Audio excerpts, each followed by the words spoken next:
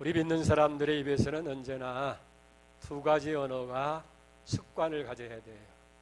우리가 하나님을 향해서는 할렐루야, 하나님을 찬양합니다 하는 언어고, 사람들을 향해서는 하나님의 은혜입니다. 집사님 뭐 이렇게 얼굴이 좋아졌어요? 그러면 보약을 먹어서 그럽니다. 그러면 집사님의 좋은 얼굴을 바라볼 때마다 저 집사님 또 무슨 보약을 잡섰을까, 보약 생각을 하는 거예요. 설사 보약을 먹어서 얼굴이 좋아졌더라도 하나님의 은혜입니다. 그러면 하나님은 저 사람과 함께 하시는가 보다. 그래서 우리 삶이 좋아질 때마다 하나님을 생각하게 될 줄 믿습니다. 그래서 무슨 일이든지 간에 하나님 은혜입니다. 아이고, 자녀들이 이렇게 공부를 잘해요? 다 하나님의 은혜지요. 그러면 사람들이 하나님을 생각할 수 있게 되는 거예요.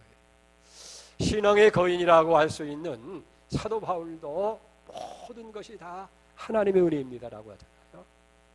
우리가 고린도전서 15장 10절 말씀에 보면 사도 바울은 이렇게 고백을 합니다. 그러나 나의 받은 것은 하나님의 은혜로 된 것이니 내게 주신 그의 은혜가 헛되지 않아요. 내가 모든 사람보다 더 많이 수고하였으나 내가 한 것이 아니요 오직 하나님이 하신 은혜입니다. 언제든지 모든 걸 하나님의 은혜로 던지는 거예요. 우리가 구약에서 요셉이라고 하는 사람도 보잖아요. 형들의 시기와 미움을 받아서 이제 장사꾼에 팔려서 노예가 되어지고 억울하게 감옥에 갇히고, 그러다가 술 맡은 바로의 관원장의 꿈을 해석해 주어서 그걸 계기로 해서 바로 앞에 서게 될 때에 바로가 내 꿈도 해몽해보라 그럽니다. 그런데 창세기 41장 16절 말씀을 보면 이 요셉은 그렇게 얘기합니다. 요셉이 바로에게 이르되 내가 아니라 하나님께서 바로에게 편안한 대답을 하시리이다. 제가 해몽하는 것이 아니라 하나님이 하십니다. 그 해몽을 다 들은 바로가 모든 신하들 앞에서 얘기하잖아. 이와 같이 하나님에 의해 감동한 사람을 어떻게 우리가 만날 수 있으리라. 너는 내 나라를 다 다스리라. 네 명령을 다 따를 것이다.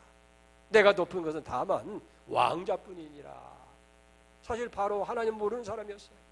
그 신하들도 모르는 사람이었지만은 요셉이 하나님을 높여드리게 되니까 그 사람들이 하나님을 알게 되어지고 그들의 입으로 하나님을 증거하는 증인되는 모습을 보게 됩니다. 그렇기 때문에 언제든지 우리 믿는 사람들의 입에서는 습관적으로 하나님을 향해서는 할렐루야로 하나님께 영광을 돌리고, 사람들을 향해서는 언제나 하나님의 은혜입니다. 할렐루야, 하나님 은혜입니다. 이것이 습관적으로 되어질 때에 사람들은 나를 통해서 하나님을 알게 되어지고 우리는 하나님의 은혜로, 하나님의 축복으로 복된 삶을 누리게 되어질 줄로 믿습니다. 일본에 에모루 마사루라고 하는 사람이 쓴 물은 답을 알고 있다라고 하는 책이 있어요. 신기한 시험 결과가 있습니다. 이 물에다가 글씨를 써서 보인다든지 아니면 말을 한다든지 음악을 들려주고 그 물의 결정체가 어떻게 되는지를 이렇게 실험해 봤어요.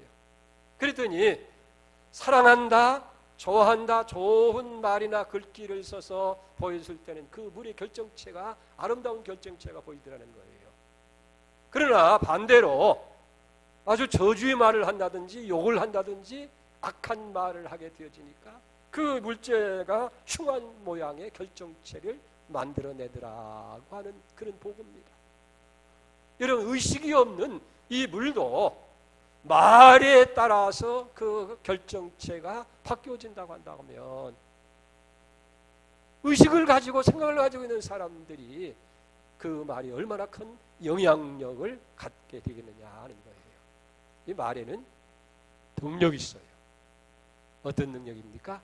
말대로, 말한 대로 되어지는 능력인 줄로 그렇게 믿습니다. 여러분, 하나님께서도 말씀으로 천지를 창조하시잖아요. 창세기 1장에 보면 빛이 이루어지시라고 할 때에 빛이 있게 되어지고 하늘과 땅이 내라 하니까 하늘과 땅이 만들어지고 달과 별과 그리고 해가 있으라고 하니까 해가 있게 되어지는 것이고 또 땅 위에 풀과 씨 열매 맺는 나무가 있으라 하니까 다 말대로 되어지는 거예요. 이 하나님 말씀의 능력에 대해서 이사야 55장 11절에 이렇게 말씀하고 있는 걸 봅니다. 내 입에서 나가는 말도 헛되이 내게 돌아오지 아니하고 나의 기뻐하는 뜻을 이루며 내 보낸 일에 형통함이니라. 예수님도 말씀대로 이루잖아요.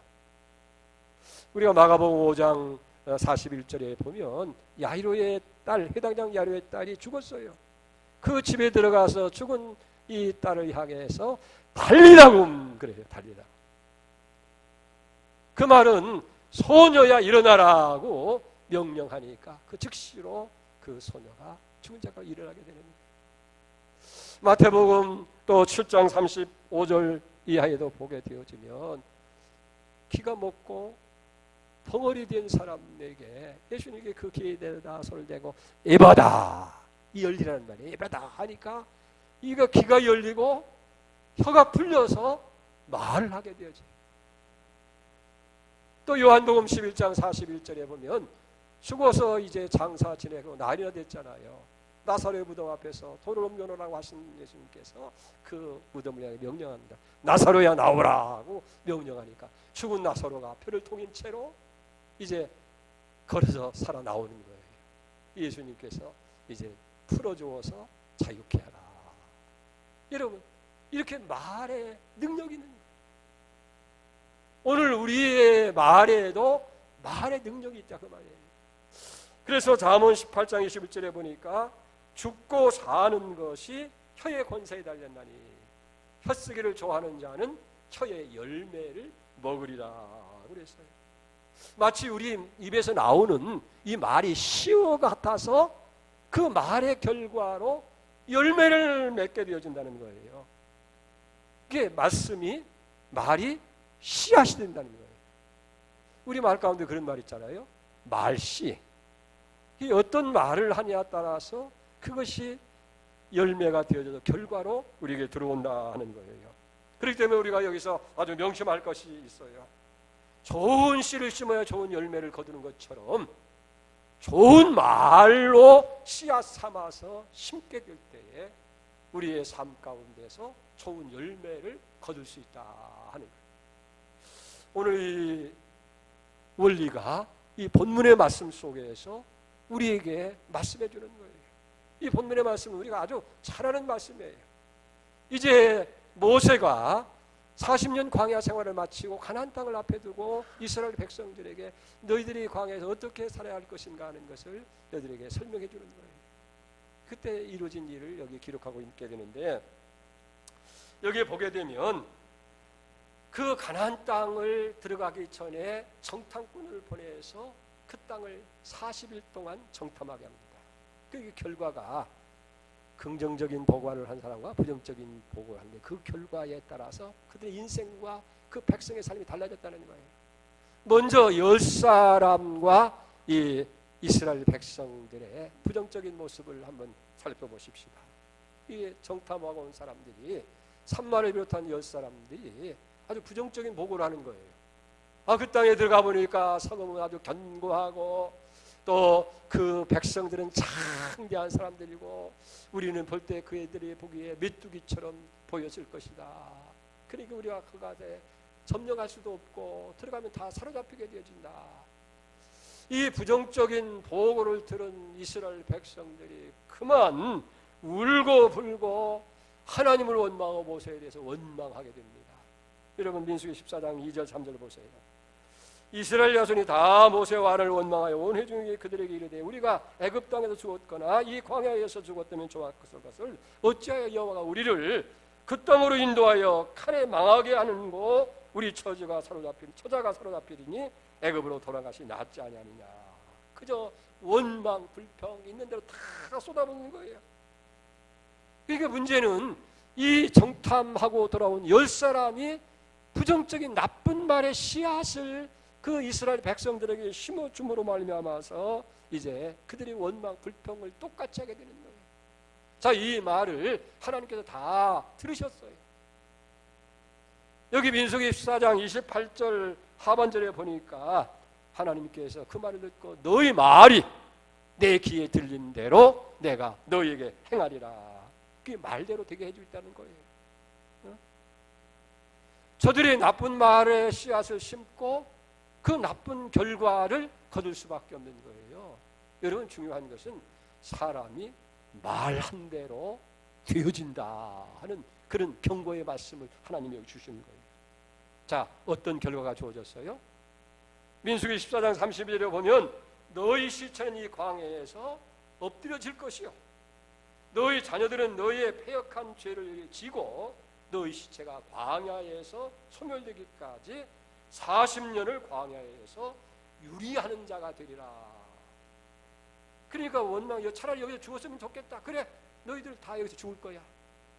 너희 시체는 광야에서 엎드려 죽게 될 것이고 너희 자녀들은 너희가 지은 죄를 지고서 너희가 다 죽기까지 40년 동안을 광야에서 유리하는 그런 고난을 당하게 될 것이다.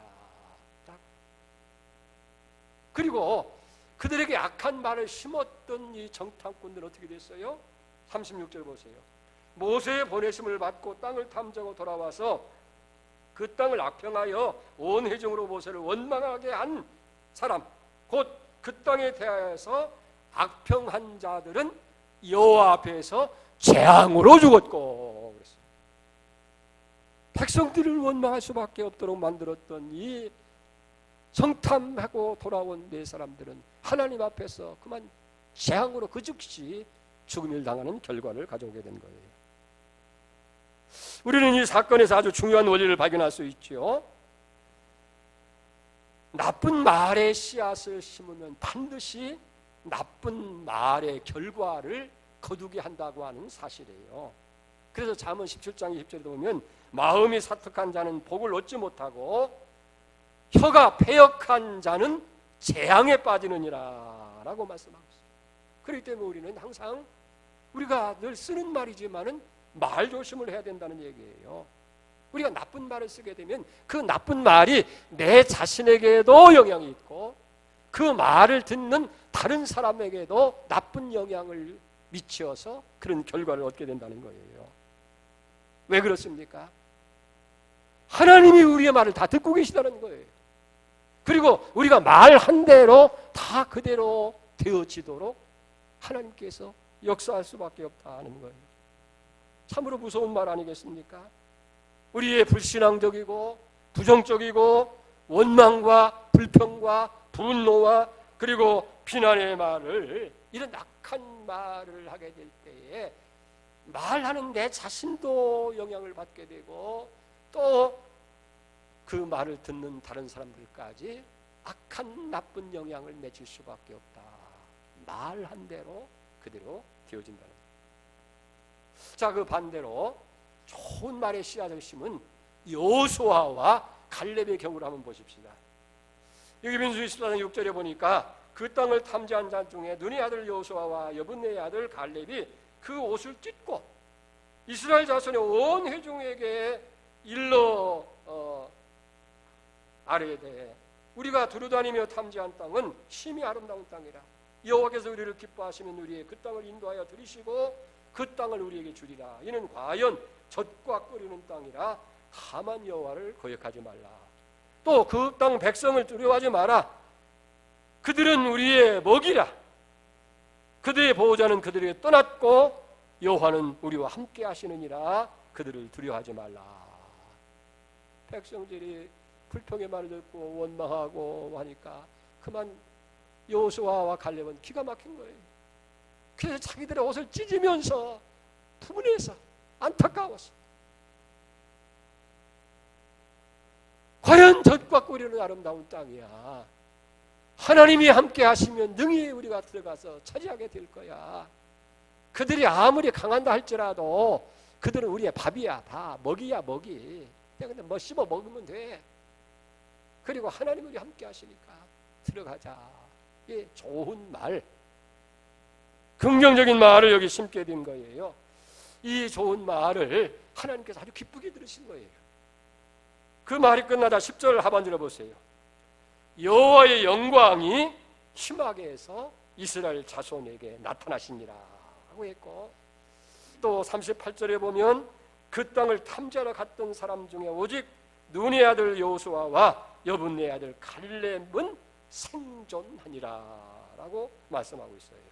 그러니까 좋은 말, 신앙적이고 긍정적인 말을 심은 두 사람은 가나안 땅에 들어갈 수 있었고 40년 동안 죽지 않았어요. 그 땅을 차지하고 그리고 끝까지 남아서 지도자의 길을 걷는 축복을 누리게 되어졌다 하는 거예요. 이게 좋은 말을 심은 결과 좋은 결과를 그 생에서 거두게 되었더라 하는 거예요. 그래서 잠언 13장 2절에 보니까 사람은 입의 열매로 인하여 복록을 누리거니와 마음이 괴세한 자는 강포를 당하느니라. 여러분, 우리의 말이 얼마나 여기 중요합니까? 마치 농사를 짓는 것 같다는 거예요. 그렇기 때문에 농부는 어떻게 돼요? 할 수 있는 대로 좋은 씨앗을 택해가지고 그걸 심어서 더 많은 좋은 열매를 거두려고 하는 것처럼 우리도 이 말이 씨앗이 되니까 내 인생에 좋은 것을 거두려고 한다고 하면 될 수 있는 대로 좋은 말, 긍정적이고 신앙적인 말을 골라서 쓰게 되면 그 말대로 내 인생이 이렇게 잘 되는 역사가 일어난다는 거예요. 왜? 하나님이 다 듣고 계시고 그 말대로 행하게 때문이라는 거예요. 자, 그러면 우리가 구체적으로 어떻게 좋은 말을 심어야 되겠어요? 첫째는 믿음의 말을 심어야 돼요. 우리가 말 가운데 제일 좋은 말은 믿음의 말인 줄 믿습니다. 하나님을 믿고 예수 그리스도를 믿는 믿음을 고백하는 말, 이 믿음으로 고백하는 말을 하나님께서 받으시는 거예요. 그리고 하나님께서 그 말을 통해서 이루시는 거예요. 그래서 하나님 말씀이 너희 속에서, 믿는 자 속에서 역사한다고 하잖아요. 그냥 하나님 말씀이 우리에게 들려질 때 그냥 되는 것이 아니에요. 그 말씀이 믿는 자, 믿음으로 반응하는 자 속에서 그 말씀은 역사하는 능력을 나타내게 된다는 거예요. 그래서 우리가 믿음의 말을 심게 되면 첫째, 구원의 역사가 나타나는 거예요. 로마서 10장 9절에 보니까 네가 만일 내 입으로 예수를 주로 시인하며 또 하나님께서 그를 죽은 자 가운데서 살린 것을 내 마음에 믿으면 어떻게 돼요? 구원을 받게 되는데, 중요한 것은 사람이 마음으로 믿어서 의로워지는 거예요. 의리에 이르고 우리 입으로 시인해서 입으로 고백해서 구원에 이르게 된다는 거예요. 그러니까 우리가 구원이 어떻게 되냐면 예수 그리스도의 십자가의 구속의 사건을 이 말씀대로 마음으로 받아들이는 거예요. 그럴 때 우리는 의로워지는 거예요. 그리고 구원은 어떻게 하냐면 그걸 입으로 고백하는 거예요. 말로 하고 시인하게 될 때에 온전한 구원에 이르게 된다는 거예요. 또 이 믿음의 말은요, 문제 해결의 은총을 가져다 주는 거예요. 마태복음 9장 28절에 예수께서 집에 들어가시며 맹인들이 나오거늘 예수께서 이르시되 내가 능히 이 일을 할 줄 믿느냐? 대답하되 주여 그러하오이다 하니 이에 예수께서 저의 눈을 만지시며 이르시되 너희 믿음대로 되리라 하시니 그들의 눈이 밝아진지라 라고 그렇게 말씀하고 있어요. 그러니까 이 예수님께서 맹인들을 불쌍히 여겨서 내가 능히 고칠 줄 아느냐 그랬더니 주여 그렇습니다, 우리는 믿습니다라고 고백하니까 예수님께서 눈을 만지시면서 네 믿음대로 되라, 그 즉시로 그 사람들이 눈이 밝아져서 보게 되는 역사가 일어나게 됐다는 거예요. 여기 여호수아와 갈렙도 마찬가지예요. 하나님이 우리를 기뻐하시면 능히 들어갈 수 있다, 그리고 들어간 거 아니에요. 저들은 우리의 밥이다, 먹이에 불과한 거야, 하나님이 함께 하신다니까. 여호수아와 갈렙을 대적할 자가 없잖아요. 승승장구 승리하게 되는 거예요. 저들의 믿음의 고백대로 이루어지게 해주셨다 하는 거예요. 긍정의 힘이라고 하는 책을 쓴 조엘 오스틴 목사님이 계신데 그 어머니가 암에 걸려서 현대의학으로 고칠 수 없다고 하는 진단을 받게 됩니다. 그래서 이제는 몇 주도 더 살 수가 없다고 하는 그런 상황이 된 거예요. 근데 그 어머니는 믿음이 참 좋은 분이에요. 의사의 말을 듣고 포기한 것이 아니에요. 그는 전능의 하나님을 바라보게 되는 거예요. 그러면 나는 결코 죽지 않는다. 하나님이 나를 치료해 주신다. 하나님은 치료의 하나님, 라파의 하나님이다. 그리고 성경에서요, 이 하나님이 치유하신다는 말을 전부 다 골라 뽑아가지고 그걸 노트에 기록해놓고 매일 그걸 고백하고 말로 고백하고 그대로 외치고 선포하고 그렇게 산 거예요. 근데 놀라운 것은 몇 주 있다가 죽게 됐다고 하는데 죽지 않는 거예요. 점점 시간이 흐를수록 입맛이 나게 되어지고 그 다음에 건강이 회복되어지면서 완전히 치유되는 그런 기적을 가져왔다고 그렇게 기록하고 있는 거예요. 여러분, 아무리 어렵고 힘든 상황 속이라 할지라도 환경이나 상황 보지 마시고 내 처지를 바라보지 말고 우리가 바라보고 하나님을 바라보는 거예요. 그럴 때 하나님을 통해서 우리는 그 약속을 붙들고 하나님을 믿는 그 믿음 속에서 우리는 신앙의 말을 고백할 수 있게 되고 이 하나님의 말씀이 우리 믿는 자 속에서 역사하게 될 때에 우리는 하나님의 놀라운 기적을 보게 되는 거예요. 그렇기 때문에 우리는 믿음의 말을 많이 해야 돼. 할렐루야.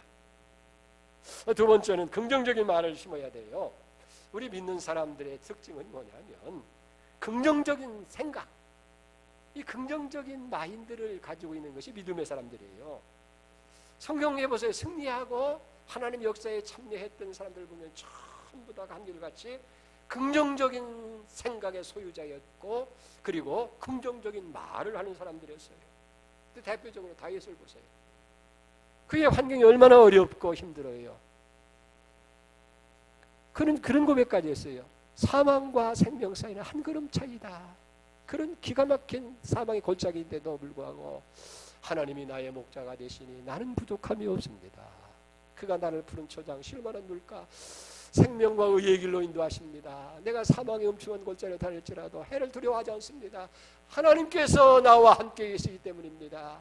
주의 지팡이와 막다기가 나를 지켜주십니다. 그래서 원수의 눈앞에서 잔치상을 베풀어줘서 기쁨으로 먹게 만드십니다.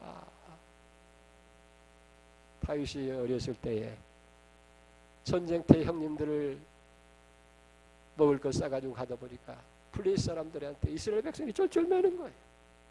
그 상대방에는 골리앗이라고 하는 거대한 장수가 나오잖아요. 예? 다 기가 죽어가지고 이제는 패색이 짙었는데 그때 이 다윗이 내가 가서 싸우겠다고 하고 뭐라고 얘기합니까? 사무엘상 17장 4절 보니까 다윗이 블레셋 사람에게 이르되 블레셋 사람이 누구예요? 골리앗에게 얘기해요. 이르되 너는 칼과 창과 단창으로 내게 다가오니와 나는 만군의 여호와 이름 곧 내가 모욕하는 이스라엘 군대의 하나님 이름으로 네게 나가노라. 여호와의 구원하심이 칼과 창에 있지 아니함을 이 무리들로 하여금 알게 하리라. 그리고 물맷독을 던졌더니 그 골리앗 앞에는 큰 방패를 든 사람이 있어가지고 화살을 쏘고 창을 던지고 그러면 다 막아내는데 이 물맷돌이 쫙 나가더니 이 투구를 쏘는데 요 성수리에 탁 박혀서 골리앗이 그 자리에서 즉사하잖아요. 할렐루야. 말대로 이루어지는 거예요. 하나님의 구원하심이 칼과 창에 있지 아니한 것을 보게 하리라. 그 말대로 이루어지는 거예요. 불가능한 상황 속에도 긍정적인 말을 통해서 승리하는 거예요. 이 심리학자들의 말에 의하면요, 사람이 하루에 이 생각을 하는데 5만 내지 6만 가지 생각을 한다는 거예요. 그러니까 순간 속에도 수많은 생각들이 그냥 착착 지나가잖아요. 뭐 집안 생각했다가 뭐 또 나가서 친구 만나는 생각을 했다가 뭐 어떻게 될까 생각을 하는 것들이 그렇게 많은데 그 5만 6만 가지 생각 중에서 75%가 부정적인 생각이라는 거예요. 이게 문제죠. 그러니까 부정적인 생각을 하다가 사로잡히면 안 된다, 못한다, 큰일 났다, 망한다. 그러다 보면 자기도 모르게 거기에 침몰돼가지고 그런 고백을 하고 말하게 되면 그 말대로 그렇게 큰일 나게 되고 문제가 생기게 되고 망하게 되고 그런 결과를 가져올 수밖에 없다는 거예요. 그렇기 때문에 우리가 이 생각에 부정적인 생각을 할지라도요, 우리는 긍정적인 생각을 가지려고 노력을 해야 되고, 또 그의 결과를 따라서 긍정적인 말을 하려고 힘써야 돼요. 그건 어떻게 가능합니까? 하나님을 바라볼 때 가능해요. 그래서 우리 입에서 긍정적인 말이 나오게 될 때 할 수 있다, 괜찮다, 하면 된다, 잘 될 것이다. 우리 역사에 보면 임진왜란 때에, 지금부터 한 500년 전 사건이죠. 임진왜란 때에 나라를 구한 분이 이순신 장군이 아닙니까? 23전 23승, 그런 싸우는 것마다 승리하는 거예요. 그러니까 정부에서는 그게 고무가 돼가지고 일본이 총 이제 부산항에 직결해가지고 이제 우리 조선을 점령하고 저 청나라까지 칠 계획을 가지고 있었게 되는데, 그 정복했다는 소식을 듣고 이순신 장군한테 가서 그 부산항에 앞에 있는 왜군을 치라는 거예요. 그런데 이순신 장군이 왜 23전 23승이냐 하면 지는 싸움 안 하는 거예요. 이기는 싸움만 했으니까 23전 23승한 거 아니에요. 이 전세를 보니까 이 싸워서 이건 안 되는 거예요. 좀 기다리십시오. 전략을 이기는 전략을 만들라고 싸워야 되지. 그런데 임금의 명령을 거역했다고 또 옆에서 불순종했다고 해가지고 고발을 해가지고 지구이가 박탈되어지고 사람 옆에서 감옥에 갇히고 매를 맞고 감옥에 갇히게 되고, 그래서 대신 원균이라고 하는 사람을 이제 총사령관으로 와서 싸우라고 하잖아요. 그 원균은 그냥 적을 향해서 그냥 돌진하다가 완전히 패망한 거 아니에요. 수많은 장수들을 그때 다 이혁기 장군이든지 김한 장군 같은 좋은 장군들을 다 잊어먹게 되어지는데, 그러니까 어떻게 돼요? 이순신 장군을 다시 방면했는데 이순신 장군이 와보니까 기가 막혀요. 병사들도 다 웃고. 그러니까 이 임금이 이순신 장군한테 해군을 없애고 육군에 합류해서 이제는 싸워라. 그 권율 장군한테 가서 거기 가서 이제 싸우라는 거예요. 그때 이순신 장군이 임금님 앞에 올린 상소문이 있어요. 금신 전선 상류 12. 신에게는 아직도 12척의 전선이 있습니다. 해군을 없애면 안 됩니다. 이 전라도가 뚫리면 서해로 해서 한양으로 이렇게 올라오게 되어지면 금방 내 성이 또 평양이 다 점령이 돼서 조선은 망합니다. 신에게는 아직도 12척이 남았습니다. 금신 전선. 지금 신에게 전선이 상이라고 하는 아직도라는 거예요. 상류 있다. 12척의 배가 있다는 거예요. 근데 요 상자를요, 지자로 갈지자잖아요. 그걸 바꾸게 되면 뭐냐면 12척밖에 없다는 거예요. 그러니까 아직도라는 말과 아직도라는 거 밖에라고 하는 말 차이, 이렇게 엄청난 차이가 있는 거예요. 똑같은 상황에서도 아직도 12척이 남았습니다. 긍정적인 말. 12척밖에 없네요. 이게 부정적인 말이에요. 12척을 가지고 이제 제가 명랑해전에서 승리를 하잖아요.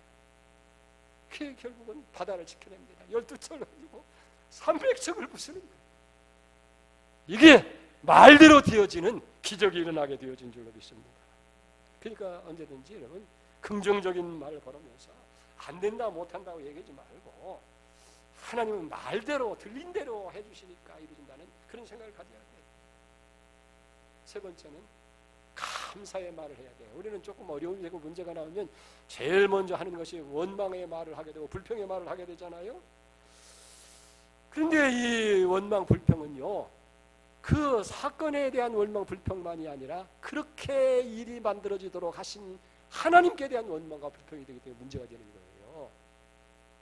그런 상황 속에도 하나님의 뜻이 있어서, 하나님이 원하시는 바가 있어서 더 잘되게 하려고 그런가 보다 감사하게 되어질 때에 하나님께서는 그 감사한 말대로 아름답게 이루어지게 되는 거예요. 구약의 욥을 보세요. 하루아침에 자녀가 죽고 재산을 다 잃어버리고 건강을 상치고 가정까지 파괴됐을 때에 욥이 어떻게 했어요? 원망하고 불평하였나요?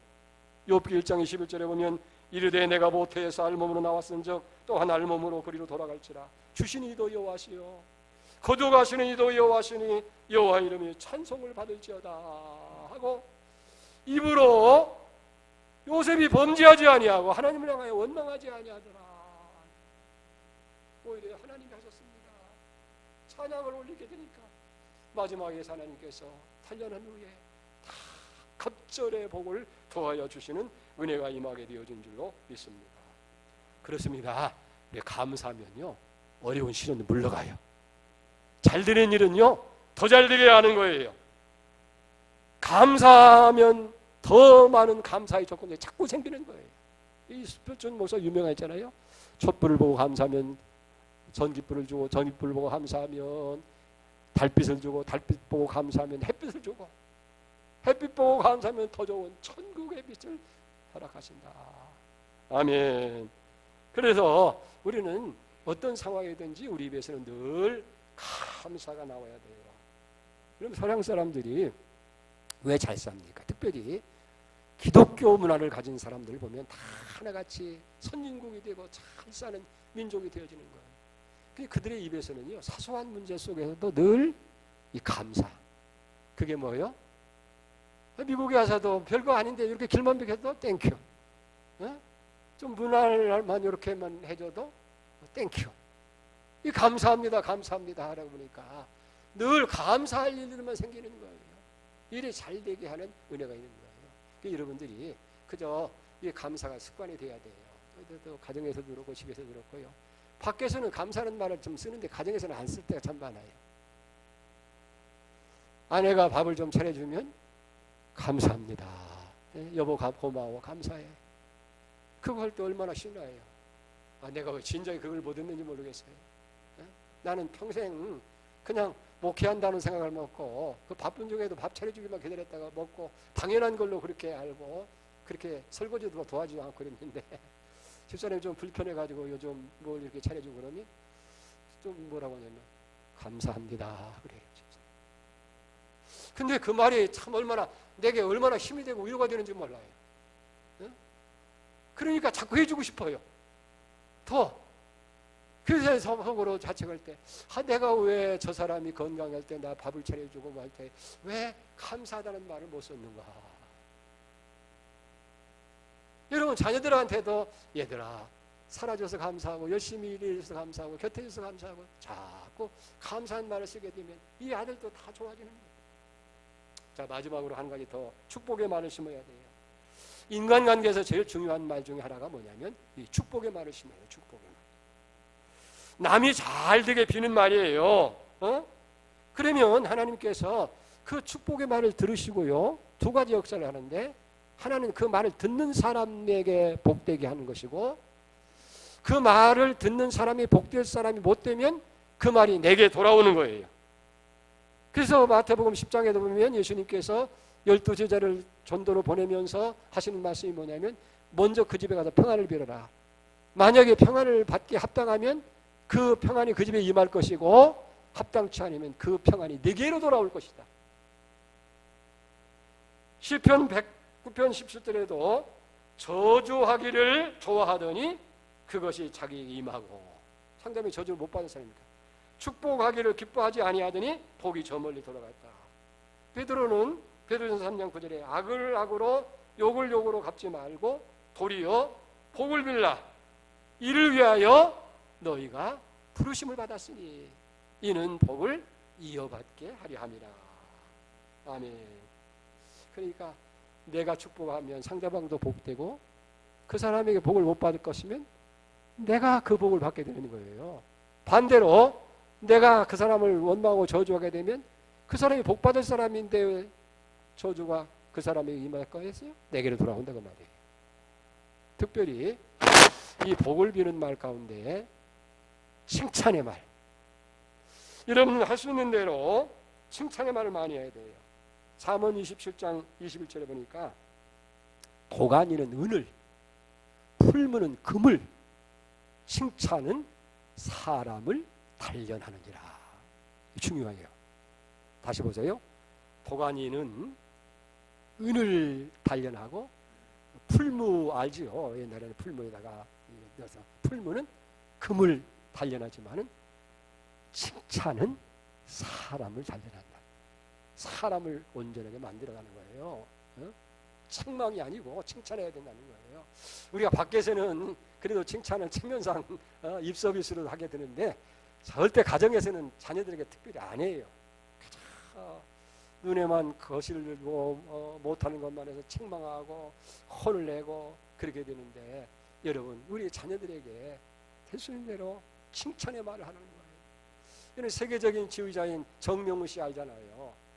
그가 인터뷰하는 가운데서 어떻게 이렇게 자기가 성공적인 사람이 됐냐 하니까 다른 데 비교해 내가 천재적인 능력이 있는 것도 아니고 어머니의 칭찬의 말이 있다는 거예요.